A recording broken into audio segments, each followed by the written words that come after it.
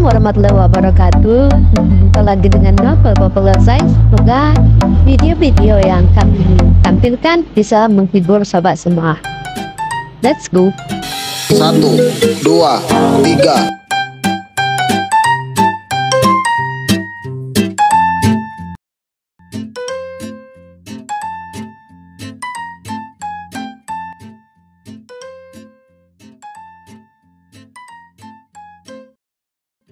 Bab 73. Sore itu Kenzo mengajak Della dan juga Rusty untuk pergi ke mall. Kenzo ingin dekat dengan calon anak sambungnya. "Kamu tidak mau memilih yang lain?" tanya Kenzo pada Della, ketika dia meminta gadis kecil itu untuk membeli boneka yang dia suka. "Tidak om, aku mau ini saja," jawab Della tersenyum. Della memilih sebuah boneka berbentuk sapi. "Lihat om, mulut boneka sapi ini lucu kan, gembul?" ujar Della tertawa kecil. "Iya lucu, gemas. Sekarang, kamu mau kemana lagi? Bagaimana kalau kita pergi makan?" "Mau, om!" sahut Della. "Kamu jangan panggil om, panggil papa. Karena sebentar lagi, om akan menjadi papamu." Rusty tertegun mendengar ucapan Kenzo, yang diminta dipanggil papa oleh putrinya. Della kemudian memandang ibunya, seperti meminta persetujuan. Rusty mengangguk mengizinkan. "Oke, papa," ucap Della tersenyum. Kenzo membalas senyum Della dan mengulurkan tangannya. Della menyambut dengan riang. Rusty tak heran melihat Della dekat dengan Kenzo secepat itu. Sikap Kenzo yang manis membuat mereka cepat akrab. "Kamu mau makan apa?" Kenzo bertanya. "Aku sukanya ayam goreng, om. Aku sering beli ayam goreng di tempatnya Om Amar. Dia baik banget sama aku. Bahkan kadang aku diberi lebih sama dia," ujar Della. Kenzo tersenyum getir ketika Della mengatakan tentang Amar. Rusty hanya tersenyum simpul, dia tahu jika Kenzo pasti cemburu. "Kamu harus mencoba ayam goreng di tempat lain. Papa yakin kamu suka, dan lebih enak dari tempat Om Amar itu," ujar Kenzo. "Beneran? Wah, aku mau coba." Kenzo berjalan bersama Della. Mereka bergandengan tangan, seperti ayah dan anak yang sangat dekat. Sedangkan Rusty berjalan di belakang mereka. "Seakan dia lupa ada aku di sini," gumam Rusty pelan. Tapi di dalam hatinya, sangat bahagia melihat kedekatan mereka. "Kamu mau belanja apa? Pilih saja," ujar Dion. "Mas, sudahlah. Aku takut dengan istrimu, nanti dia salah paham," jawab Firda menolak tawaran Dion. "Aku sebentar lagi akan bercerai dengan Feli, karena hubungan kita sudah tidak bisa diselamatkan. Pilih apa yang mau?" Firda merasa ragu dengan perkataan Dion. "Aku mengajakmu ke sini agar mood kamu itu membaik," ujar Dion pada Firda. Semenjak kejadian itu, mereka berdua menjadi semakin dekat. Dion menyukai Firda, wanita yang lembut, berbeda dengan istrinya. "Baiklah, jika kamu memaksa. Aku mau beli sepatu. Kamu mau temenin kan, Mas?" "Tentu saja, kan aku kesini mau memanjakan kamu, agar kamu yakin kalau aku itu serius." Dion tersenyum dan terus berusaha membuat Firda luluh dengan sikap manisnya. Tak sengaja, Dion melihat Della yang sedang bergandengan dengan Kenzo. "Della?" gumam Dion. "Kenapa, Mas?" tanya Firda. "Sebentar, aku mau ke sana dulu." Dion langsung berlari menghampiri Della. Firda mengerutkan dahinya dan heran melihat tingkah Dion. "Della!" panggil Dion pada putrinya. Della menoleh ketika melihat ayahnya itu berjalan ke arah mereka. "Ayah rindu banget sama kamu." Dion mendekat dan memeluk Della. Sedangkan Della hanya tercenung dan kaget dengan pelukan ayahnya. Bahkan dia tidak mau membalas pelukan Dion. "Kamu habis beli boneka, ya?" tanya Dion dan kemudian menatap Kenzo. Pasti Kenzo yang membelikan dan sedang mencoba merebut hati putrinya. "Kalau kamu mau, ayah bisa belikan kamu boneka yang lebih banyak.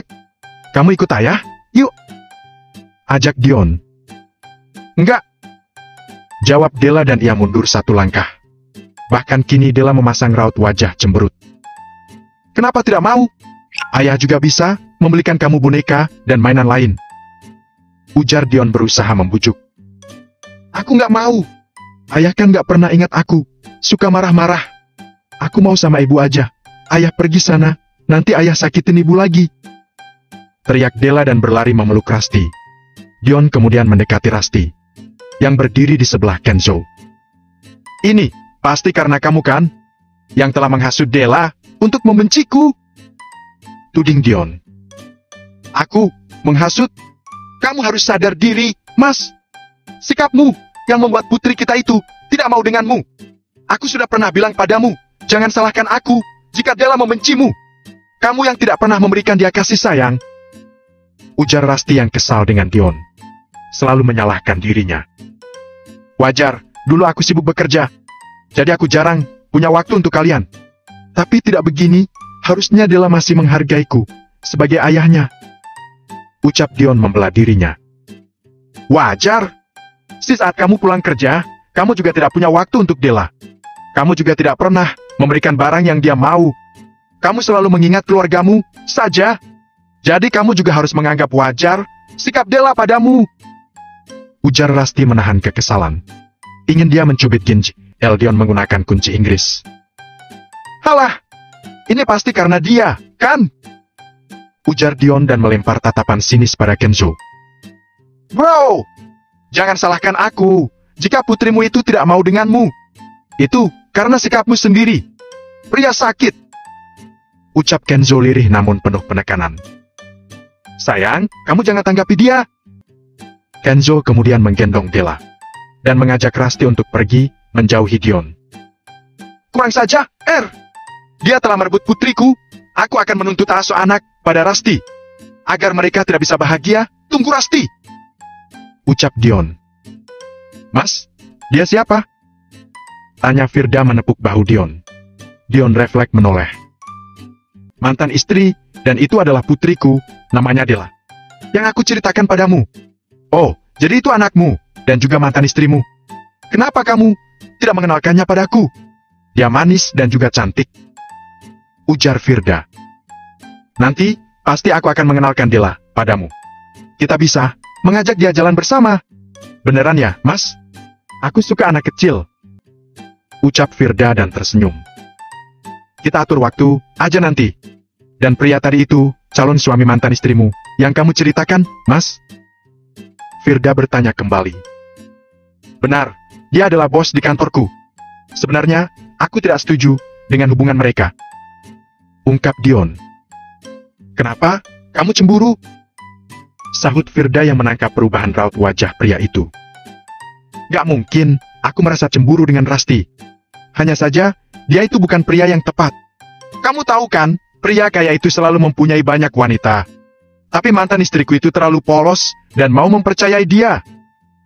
Cerca Dion. Biarkan saja, Mas.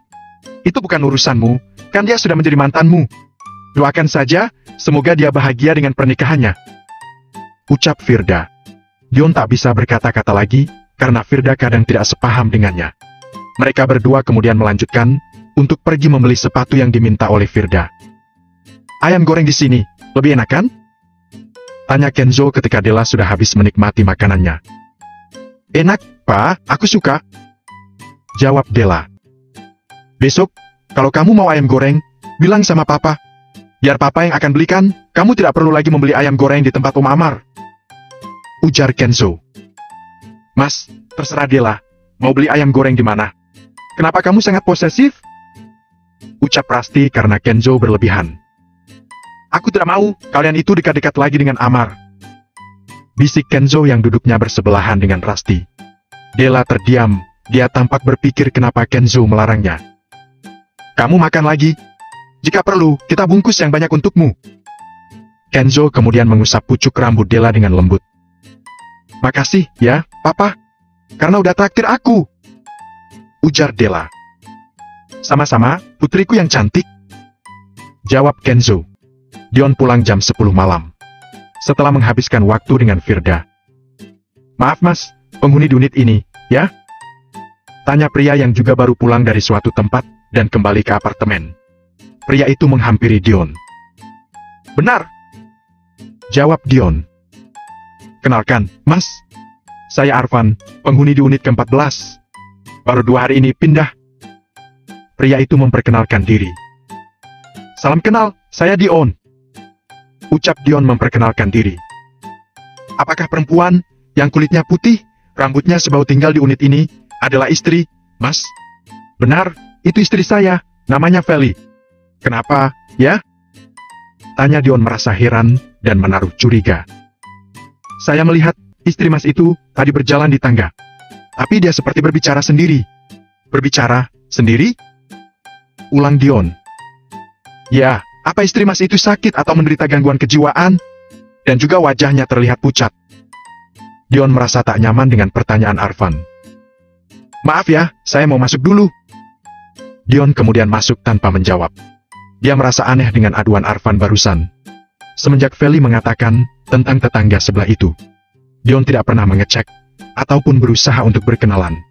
Karena dia merasa tidak punya banyak waktu mengurusi ucapan Feli.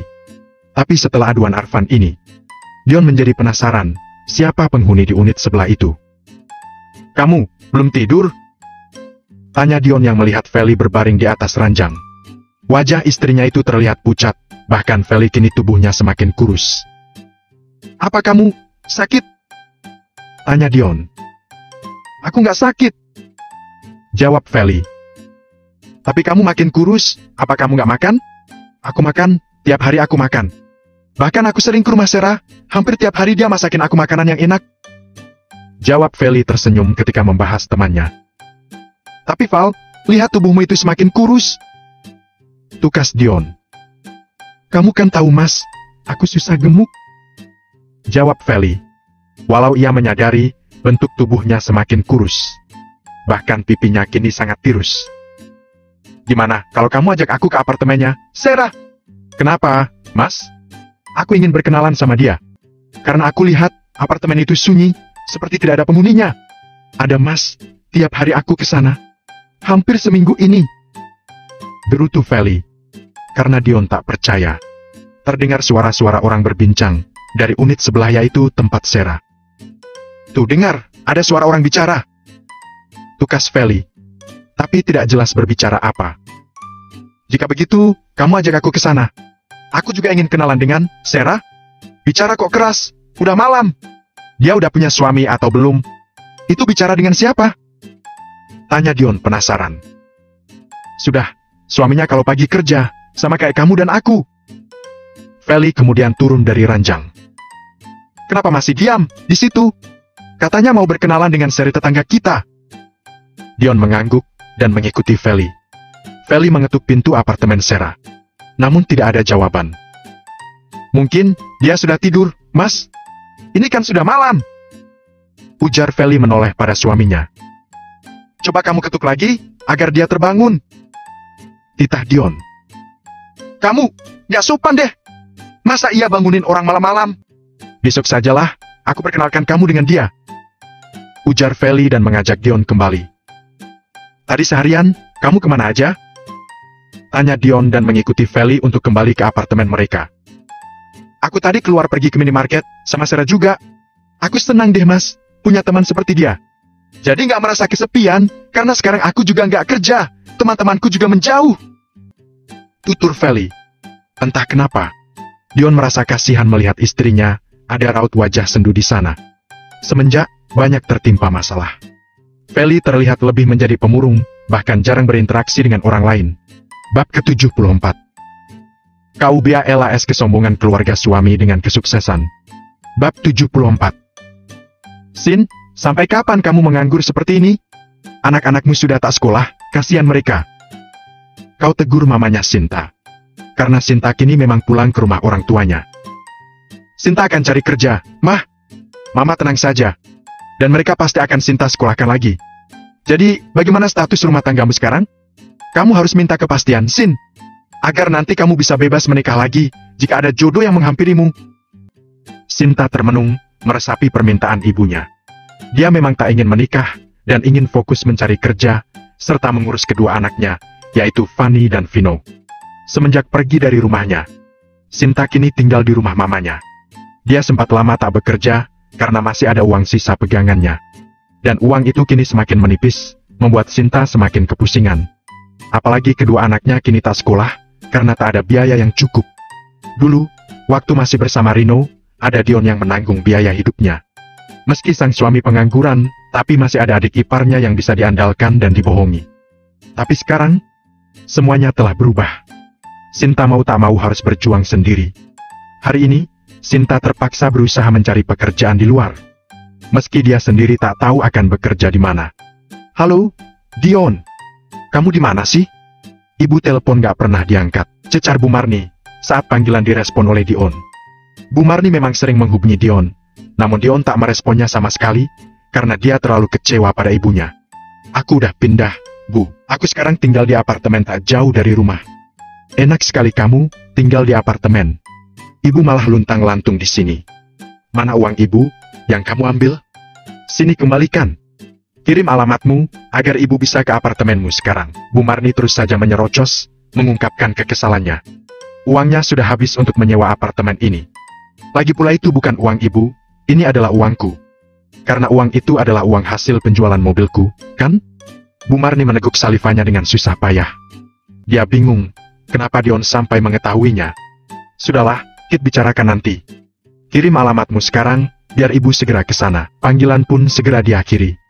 Mau tak mau, akhirnya Dion pun mengirimi alamat apartemennya pada Bu Marni. Bu Marni pun langsung bergegas untuk berangkat ke apartemen Dion. Bu Marni diantar oleh Rino.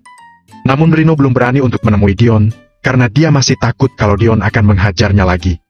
Tak harus menempuh waktu yang lama. Sekitar 10 menit, Bu Marni kini telah sampai di depan apartemennya Dion. Bu Marni segera melangkahkan kaki untuk masuk ke apartemennya Dion. Dan hal pertama yang dia rasakan saat menginjakan kaki di lobi apartemen, ialah bulu kuduk yang merinding. Duh, kok merinding gini sih? Kenapa si Dion mau-maunya sih? Tinggal di tempat seperti ini? Gerutu Bu Marni seorang diri, sambil matanya melihat ke kiri kanan. Melihat keadaan lobi yang sangat sepi sekali. Seperti tak ada kehidupan. Tak lama, saat Bu Marni sedang berjalan ke arah lift, tiba-tiba saja ada seekor kelelawar yang hampir menabraknya. Dan sontak Bu Marni pun berteriak. Argi! Apa ya itu tadi? Kenapa apartemen serasa rumah hantu sih? Masa aku salah alamat? Orang bener kok, si Dion kirim alamatnya. Aku kan belum pikun. Gumamnya lagi, sambil mengelus-elus dadanya. Jantungnya berdetak lebih kencang. Tak lama pintu lift terbuka, di dalamnya ada 3 orang, namun 3-tiganya hanya menunduk, dan tak menengok ke arah Bu Marni sama sekali.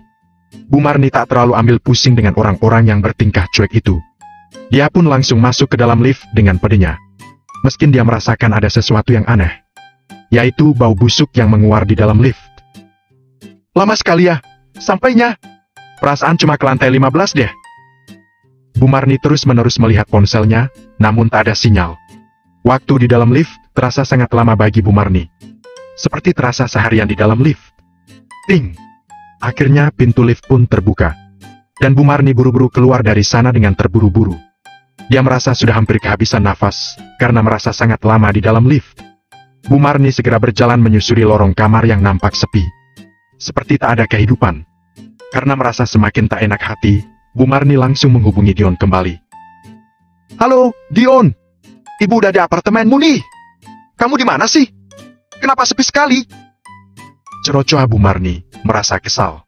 Aku belum pulang, Bu. Aku masih di kerjaan. Ibu ke kamar aja. Di sana ada Feli. Bu Marni mencebikkan bibir. Dia sangat malas kalau harus bertemu dengan menantu SLN itu. Setelah menempuh waktu yang cukup lama, akhirnya Bu Marni pun telah sampai di depan kamarnya Dion.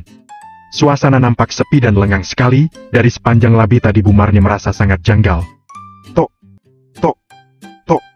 Bukannya memencet bel, Bu Marni malah mengetuk pintu.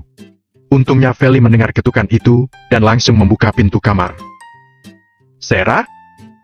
Sapa Feli, namun senyumannya langsung memudar, saat melihat mertuanya yang datang. Sera? Siapa Sera? Ini aku, ibunya Dion. Sahut Bu Marni sinis. Meski tak dapat dipungkiri, Bu Marni sempat terkejut saat melihat keadaan tubuh Feli yang sangat kurus kering. Matanya juga cekung sekali, apalagi rahang pipinya yang terlihat sangat tirus.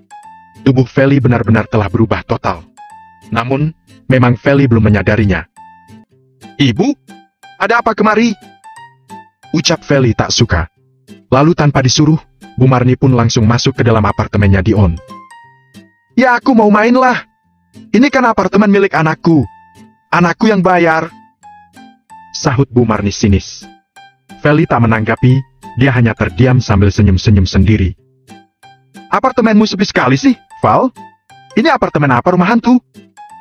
Seleoroh Bu Marni seenaknya. Ya apartemen lah, Bu. Masa rumah hantu?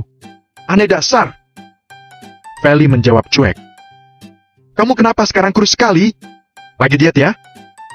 Kau tegur Bu Marni, sambil memperhatikan seluruh tubuh Feli.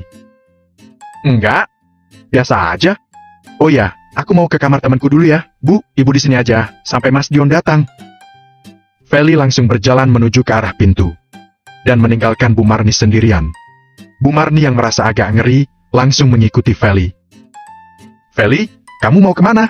Ibu mau ikut. Bu Marni mengekori Feli yang mau menuju ke kamar Sera. Udah nggak usah ikut, Bu. Di sini aja.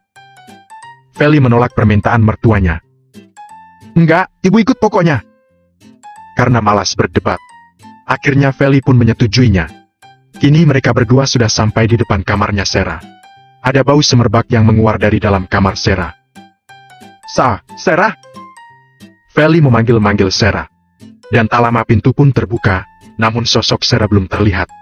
Tapi Feli malah langsung masuk, dan Bu Marni mengikutinya di belakang. Di dalam kamar Sera banyak sekali bunga-bunga mawar yang berserakan. Ada kain putih juga yang tergantung di pojokan kamar.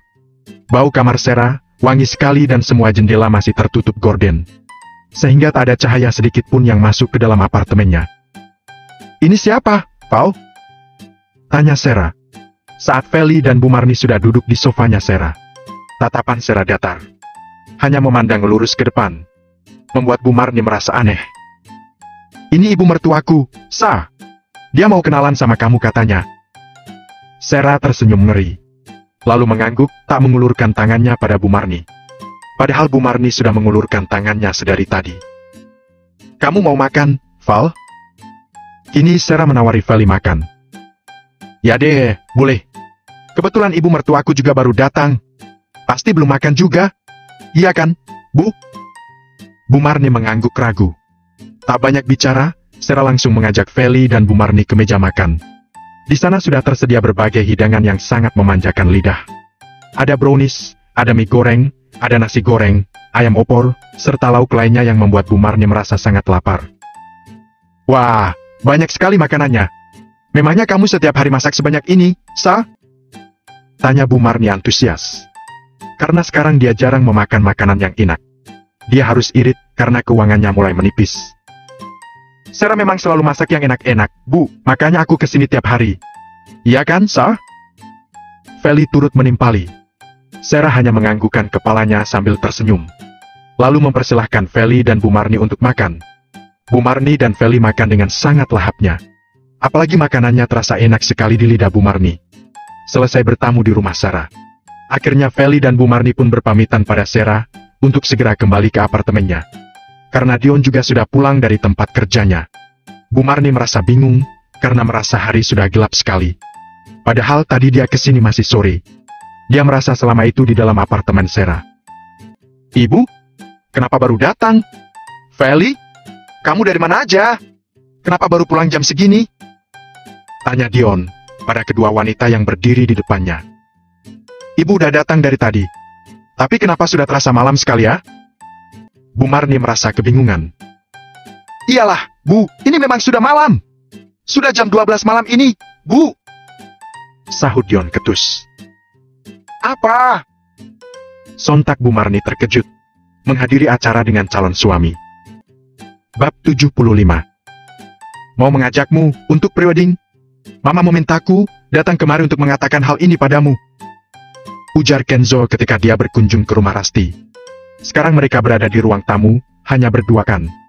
Duduk bersebelahan, namun Rasti menjaga jarak cukup jauh.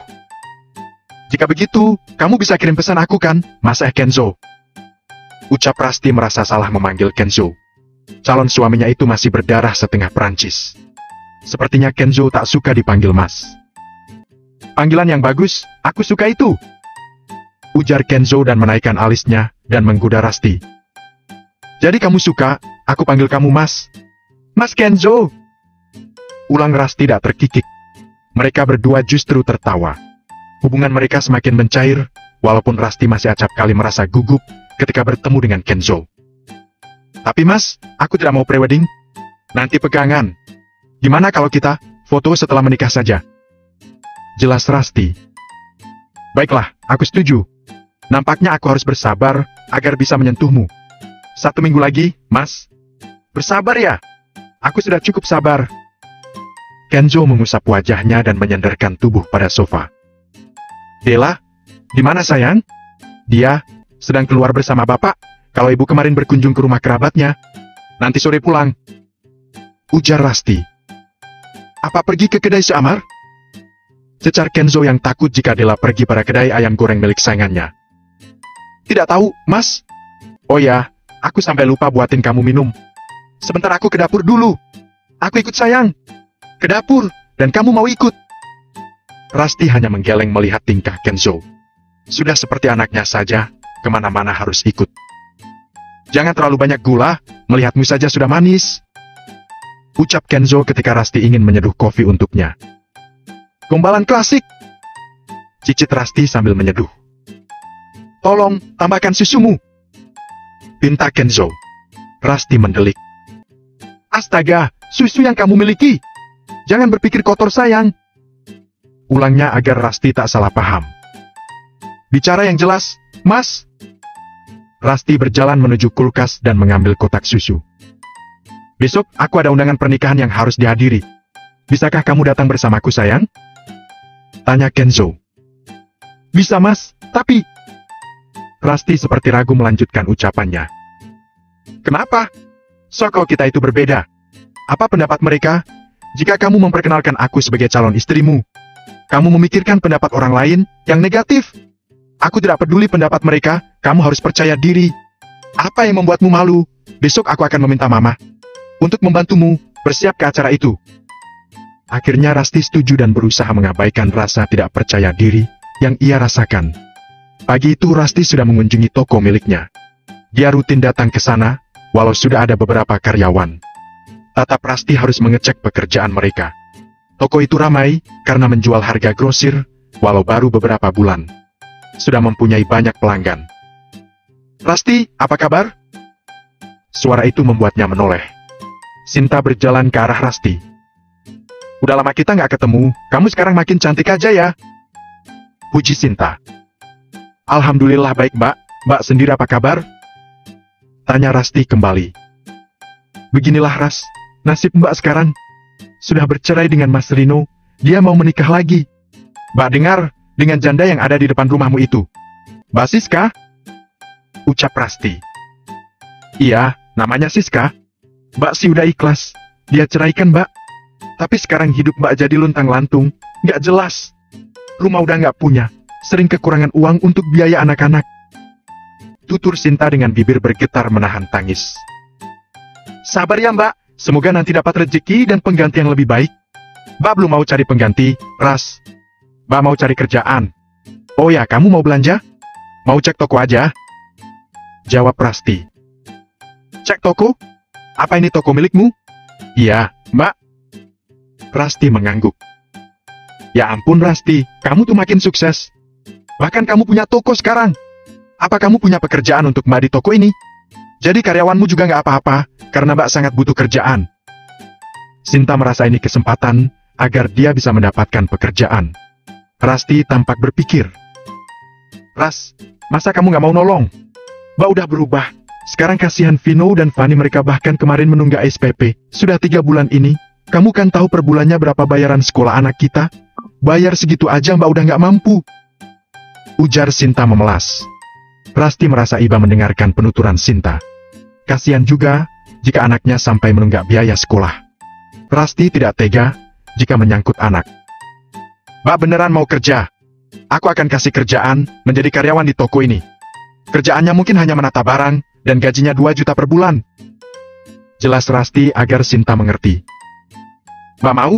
Makasih banget ya, Ras. Kamu udah mau nolongin mbak, gaji segitu udah banyak jadi karyawan toko, kamu memang berhati baik. Sama-sama mbak, semoga betah ya kerja di sini. ucap Rasti. Pasti betah, berapapun gajinya Mbak mau asalkan pekerjaan halal. Rasti mengulas senyum karena di saat terjepit seperti ini, Sinta masih mau mencari pekerjaan yang halal untuk kedua anaknya. Kasihan juga melihatnya, apalagi dia tahu Rino seperti apa. Pengangguran tidak mau bekerja, terlebih sekarang sudah tidak menjadi suami istri. Pasti Rino tidak akan bertanggung jawab lagi, dan lepas tangan tentang biaya kedua anaknya. Sinta kemudian memeluk Rasti. Mbak, mulai kerja sekarang gimana? Tanya Sinta dan melepas pelukannya. Besok saja, pagi Mbak datang kemari. Oke, kalau begitu. Sinta masih tersenyum senang. Raut wajahnya semeringah, tidak seperti tadi. Ini, aku ada sesuatu untuk Vino dan Fanny. Rasti mengambil beberapa lembar uang berwarna merah, dan memberikan pada Sinta. Makasih banget ya Rasti, Mbak nggak tahu gimana caranya membalas kebaikanmu. Sinta merasa terharu dan matanya berkaca-kaca. Karena Rasti sangat baik, setelah apa yang ia perbuat dahulu. Selain berusaha merebut jatah uang Rasti, setelah Dion gajian. Tapi sekarang Rasti dan membalas dendam, justru ia masih mau memberikan pekerjaan. Biarlah, yang lalu tidak usah diingat kembali. Ujar Rasti. Sinta mengusap sudut matanya, yang sudah berembun. Bu Marni muntah darah, setelah pulang dari apartemen Feli. Saat dini hari itu, ia dilarikan ke rumah sakit oleh Rino. Kini sudah 2 hari dia harus opname. Apa temannya Feli itu menaruh racunnya di makanan ibu? Ucap Bu Marni. Pada Dion yang kini menjenguknya setelah pulang dari kantor. Jika memang dia memberikan racun, pasti Feli juga masuk rumah sakit. Mungkin kesehatan ibu saja yang sedang menurun. Jawab Dion. Benar kamu Dion. Feli baik-baik saja? Kenapa ibu yang sakit, tapi istrimu itu makin kurus? Dion, wajahnya juga pucat. Sepertinya dia tidak bahagia tinggal di sana. Tutur Bu Marni. Tidak bahagia bagaimana? Justru Feli itu sangat bahagia, aku lihat. Apalagi jika bercerita tentang temannya si Sera, yang tinggal di sebelah unit apartemen kami. Tetapi ibu merasa aneh dengan Sera itu. Kenapa ya ibu agak merinding aja ketika melihatnya? Ibu lihat tidak, kakinya menapak kan? Iya, menapak lantai kok. Bukan setan. Aku justru belum pernah bertemu dengan Sera. Karena ada saja halangan ketika ingin bertemu dengan dia. Jelas Dion. Lebih baik kamu pindah Dion. Saran Bu Marni. Aku masih penasaran, Sera itu manusia atau bukan? Mau pindah kemana? Di sana dapat harga murah. Aduh, kok ibu jadi merinding lagi ketika kamu menyebut nama dia? Mending kamu selidik tentang Sera. Oke Bu, Dion akan selidiki dan juga penasaran. Malam itu Rasti pergi bersama dengan Kenzo. Pada resepsi pernikahan temannya, yang digelar dengan sangat mewah. Resepsi itu tidak dihadiri banyak orang, hanya 200 undangan, karena hanya mengundang teman dekat dan yang penting saja. Hai Kenzo, sudah lama kita tidak bertemu. Kamu semakin tampan saja, dia siapa? Tanya seorang wanita yang mendekati Kenzo dan juga Rasti. Wanita itu menatap Rasti dengan seksama. Calon istriku. Oh, rupanya seorang Kenzo mau menikah, mengejutkan. Ujarnya dan tertawa kecil. Setiap orang bisa berubah pikiran. Ucap Kenzo. Rasti hanya bisa tersenyum ramah, walau merasa aneh dengan pembahasan mereka. Perkenalkan, aku Laura. Wanita itu mengulurkan tangannya. Rasti. Jawab Rasti dan menyambut uluran tangan Laura untuk berkenalan dengannya. Kita bertemu lagi. Ucap Farel dan juga mendekat pada pasangan itu. Mata Farel menatap Rasti. Dia terpesona melihat kecantikan calon istri Kenzo. Walau ia tertutup, tapi raut wajah Rasti sangat cantik dan manis ketika ia tersenyum. Kenzo menyadari, tatap Farel pada calon istrinya. Berhenti menatap calon istriku! Ujar Kenzo merasa kesal dan ketika ia ingin membawa Rasti untuk menjauh. Sharon menghampiri Farel. Sayang! Ucap Sharon dan menggandeng lengan Farel. Memang dia telah berhasil lepas dari tuntutan. Entah apa yang dilakukan oleh Daniel demi putrinya. Kenzo ingin memperpanjang masalah ini, namun Rasti mencegah. Takut mereka semakin nekat. Di sini, ternyata ada kalian. Kenzo, kamu tidak malu mengajak dia. Seorang janda beranak 1. Ujar Sharon sengaja ingin menjatuhkan Rasti. Jaga mulutmu itu. Lebih baik janda, dan bisa menjaga diri, tidak menyerahkan tubuhnya pada setiap lelaki. Ucap Kenzo telak. Membuat Sharon tersinggung. Karena mereka dulu mengakhiri hubungan, karena Sharon tertangkap basah, tidur dengan teman Kenzo. Janda, tapi dia sangat cantik. Status, tidak masalah bukan? Lirih Farrell. Sharon mencubit lengan Farrell dan melepaskan rangkulannya. Apakah aku salah? Tanya Farrell tak merasa bersalah. Petunjuk melalui mimpi. KUBALAS kesombongan keluarga suami dengan kesuksesan. Bab 76. Sepulangnya dari rumah sakit, Dion semakin merasa penasaran dengan sosok Sarah yang sering disebut-sebut oleh istrinya beberapa minggu belakangan ini. Namun anehnya, dia sama sekali belum pernah bertemu dan bertatap muka dengan Sarah. Sesampainya di apartemen, bulu kuduk Dion merasa merinding. Dia mengusap tengkuk lehernya yang terasa dingin. Buru-buru dia masuk ke dalam kamarnya. Karena suasana semakin terasa tak enak. Sesampainya di dalam kamar, tak ditemui Feli di dalam. Dan pastinya Feli sedang pergi ke apartemen Sarah. Karena rasa penasaran yang sudah tak tertahan, langsung saja Dion pergi menuju ke kamar Sarah. Di sepanjang lorong menuju ke kamar Sarah, suasana terasa anyap dan sepi sekali. Seperti tak ada tanda-tanda kehidupan di apartemen ini. Membuat Dion bergidik ngeri. Tok, tok, tok. Feli! Dion memanggil dengan suara yang agak kencang. Tak lama, pintu pun akhirnya terbuka. Terlihat seorang gadis yang lumayan cantik, namun wajahnya sangat pucat sekali. Bagian bawah matanya juga terlihat agak menghitam. Dion benar-benar merasa ketakutan. Namun dia tetap berdiri di sana, karena Feli belum terlihat dari tadi. Permisi, apa ada Feli di sini? Tanya Dion yang sedikit gugup. Sarah tak menjawab, dia langsung membuka pintu lebih lebar dan berjalan ke arah dapur. Mau tak mau, Dion pun mengikuti langkah Sarah. Meski kakinya agak sedikit gemetar. Sesampainya di dapur, terlihat Feli sedang makan dengan lahapnya. Membuat Dion merasa semakin aneh. Istrinya bukan seperti orang yang kelaparan, melainkan seperti orang yang kesurupan. Feli, ayo pulang! Teriak Dion, agar Feli menoleh ke arahnya. Karena sejak kedatangannya tadi, Feli tak melihat ke arahnya sama sekali. Karena Feli tak merespon panggilannya, Dion pun langsung menghampiri Feli, yang masih sibuk dengan makanan yang tak jelas bentuknya, dan langsung menggoyang-goyangkan tubuh Feli. Agar Feli segera tersadar. Sarah hanya diam, tak mengeluarkan sepatah kata pun. Feli, ayo pulang! Kenapa kamu senang sekali di sini? Dion terus menggoyang-goyangkan tubuh Feli. Sampai akhirnya Feli pun tersadar. Mulut Feli sudah belepotan makanan, yang Dion sendiri tak tahu itu makanan jenis apa. Mas? Kamu ngapain di sini? Ganggu aja deh!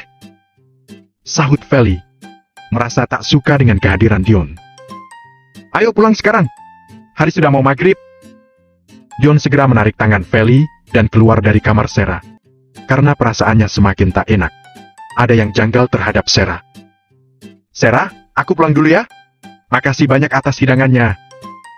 Ucap Feli, sambil melewati Sarah yang sedari tadi hanya diam memperhatikan Dion dan Feli.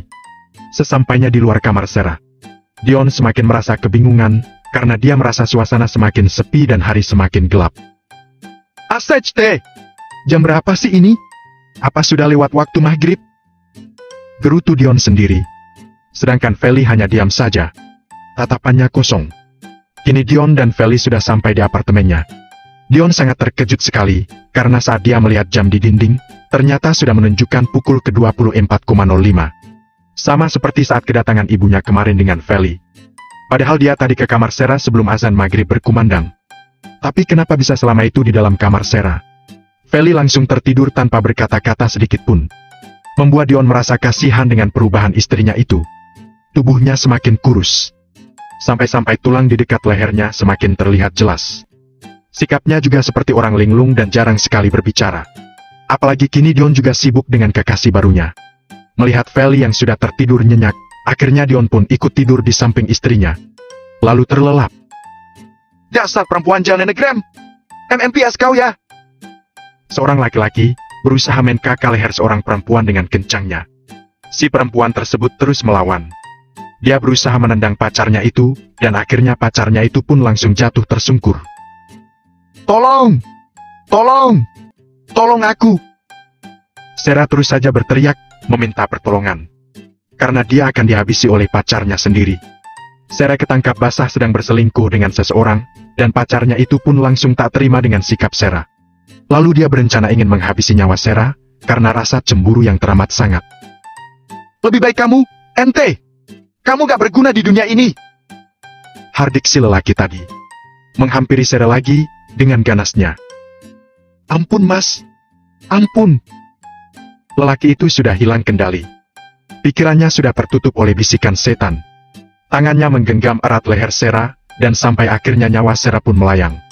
Sarah TWS di tangan sang kekasih. Karena panik, pacarnya Sarah langsung mencari tali tambang, dan dengan sadisnya langsung mengentinenogram jasad tak bernyawa itu di dekat kamar apartemen. Seolah Sarah ente bunuh diri. Dion terus berteriak-teriak, berusaha si lelaki itu menghentikan aksinya. Namun tak berhasil. Karena memang Dion sedang masuk ke alam lain. Jangan, jangan, hentikan! Dion terus berteriak, sampai dia pun terbangun. Keringat mengalir deras membasahi tubuh Dion. Dion benar-benar merasa telah melihat adegan pembunuhan itu dengan jelas. Dan Dion baru sadar, kalau Sarah bukan seorang manusia, melainkan arwah yang bergentayangan. Dia mau mengajak Feli untuk ikut ke alamnya. Setelah melihat ke samping, Dion baru tersadar kalau istrinya itu tak ada di sisinya. Segera dia bangkit dari tempat tidurnya, lalu mencari keberadaan Feli. Dion takut kalau Feli sedang pergi ke kamarnya Sarah lagi. Feli! Dion terus memanggil-manggil nama istrinya. Dan betapa terkejutnya Dion saat melihat Feli sedang berada di dapur, namun sedang mengiris-iris tangannya. Feli, hentikan! Hentikan! Refleks Dion langsung menendang PSU tersebut. Dan Feli langsung jatuh tersungkur. Karena panik, Dion langsung menelpon Firda. Halo, Fer. Tolongin aku, Fer. Aku ada di apartemen tak jauh dari rumahmu. Tapi ini masih gelap, Mas. Aku takut ke sana sendirian. Apartemen itu kan sudah lama terbengkalai. Kamu ngapain di situ? Keringat Dion semakin mengalir deras saat mendengar penjelasan dari kekasihnya. Dia merasa aneh. Padahal yang dia lihat beneran apartemen yang seperti biasa. Bagaimana bisa dibilang terbengkalai? Please, tolongin aku sekarang. Kamu ajak warga aja ke sini. Ini menyangkut nyawa seseorang. Dion pun langsung mengakhiri panggilannya. Dan segera membawa Feli ke rumah sakit. DRH di tangan Feli mengucur deras. Namun Dion terus menggotong tubuh Feli agar segera sampai di labi. Tak ditemukan satu orang pun di sepanjang lorong, lift dan di labi apartemen. Semuanya nampak sepi dan sunyi. Beberapa menit kemudian, saat Dion sudah mau masuk ke dalam mobil, Firda dan beberapa warga pun datang. Mereka nampak aneh saat melihat Dion berada di apartemen ini pagi-pagi buta. Karena sebentar lagi azan subuh akan segera berkumandang. Ya Allah, Mas! Ngapain di sini pagi-pagi buta? Kamu berbuat tak senonoh ya? Kau tegur salah seorang warga. Dia sesepuh di daerah situ. Saya nggak berbuat mesum, Pak. Saya tinggal di apartemen ini. Dan istri saya melakukan percobaan BNH diri. Dion berusaha menjelaskan pada warga tersebut. Meski dia tahu kalau Firda nantinya akan kecewa padanya. Karena memang dia tak pernah menceritakan tentang Feli. Dia hanya menceritakan tentang Rasti saja. Semua warga sontak saling berpandangan. Tatapan mereka nampak aneh pada Dion. Namun, karena suasana yang sudah darurat, para warga langsung membantu Dion untuk membawa Feli ke rumah sakit. Feli kini sudah mendapatkan penanganan. Menurut dokter, Feli menderita dehidrasi akut dan juga kehilangan banyak darah.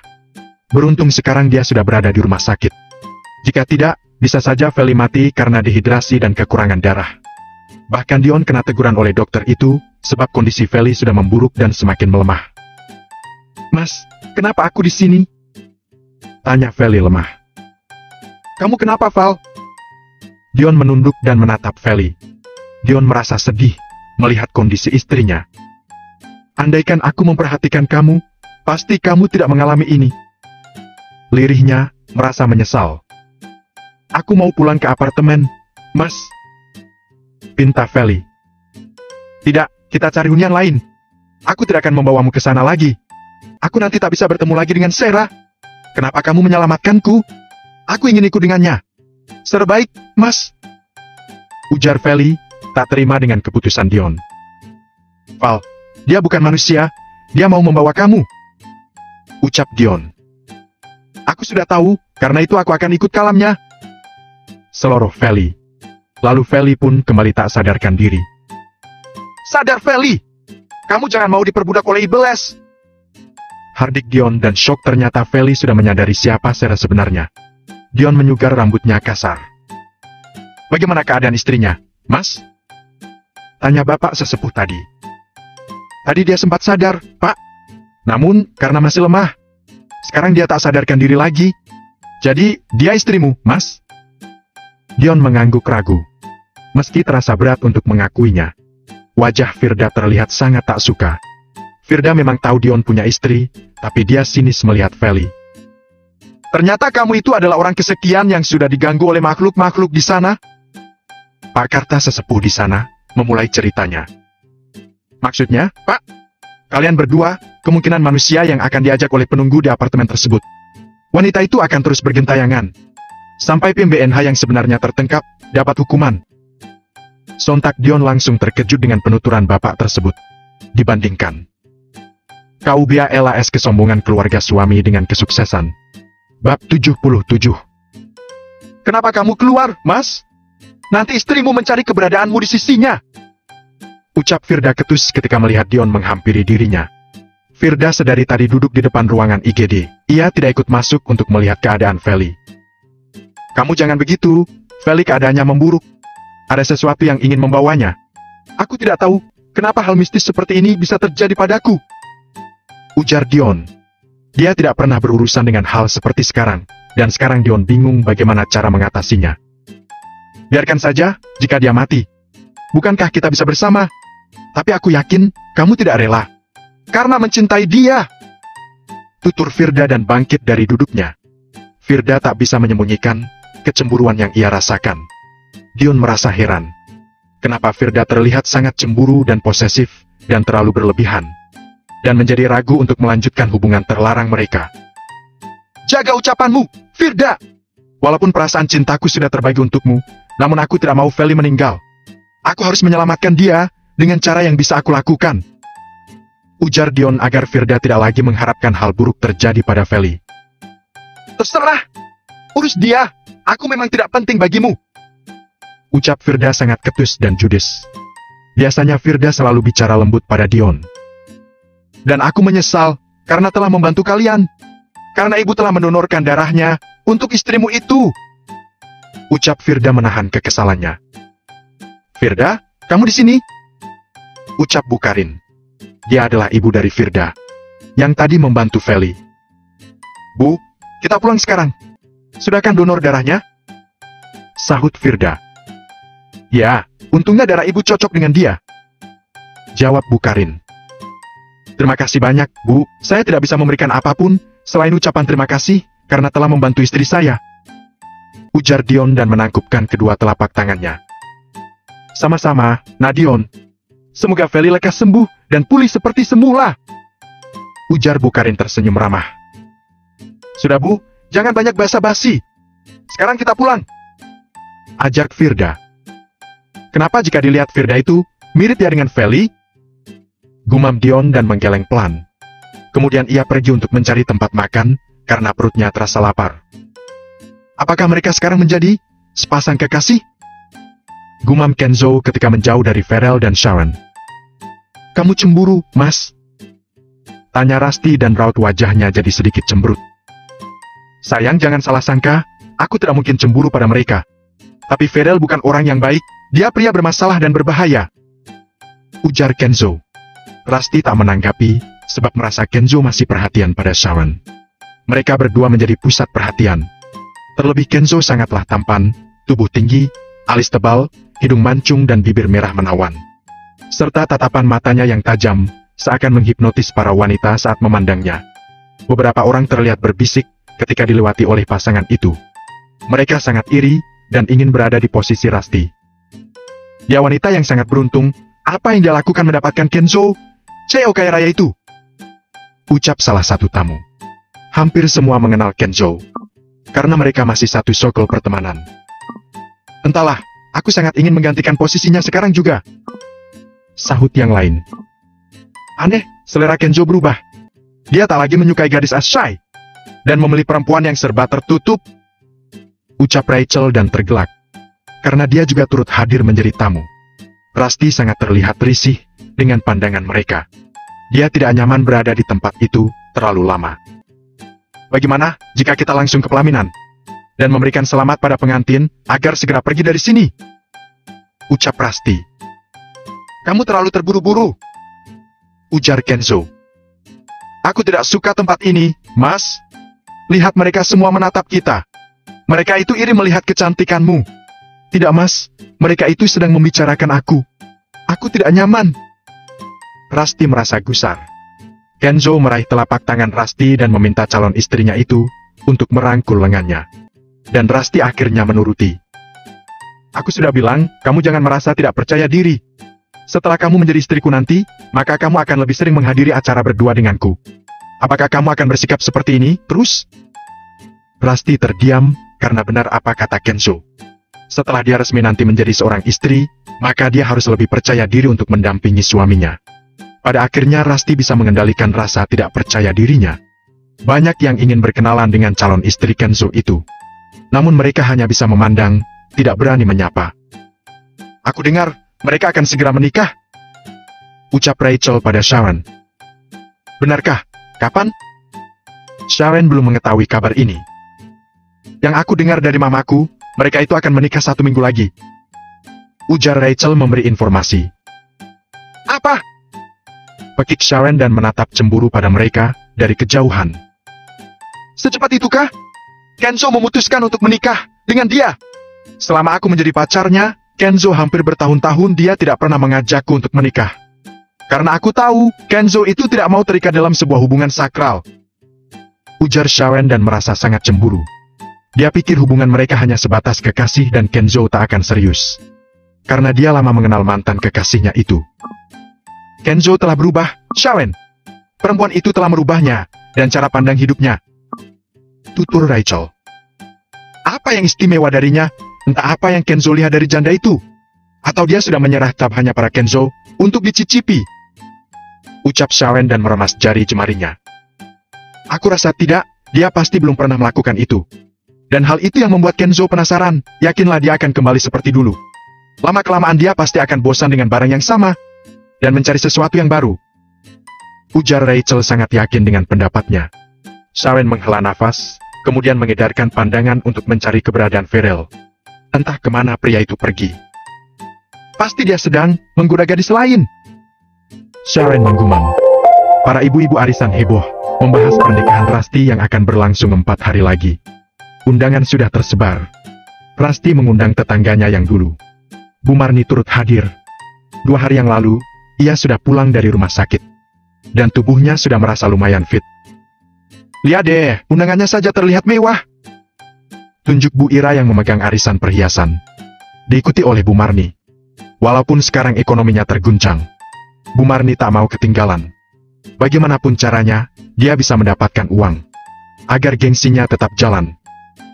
Calon suaminya Rusty itu orang kaya, ya jelas undangannya mewah, ujar Bu Ratna. Memangnya, sekaya apa sih Bu Ratna? Tanya yang lain penasaran. Kaya raya banget ya, lebih kaya dari istrinya Dion, yang tapi sekarang udah jatuh miskin, seloroh Bu Ratna dan menatap Bu Marni sekilas. Bu Marni naik pitam karena dibandingkan dengan Rusty. Dan pasti lebih segala-galanya dari Dion, ya?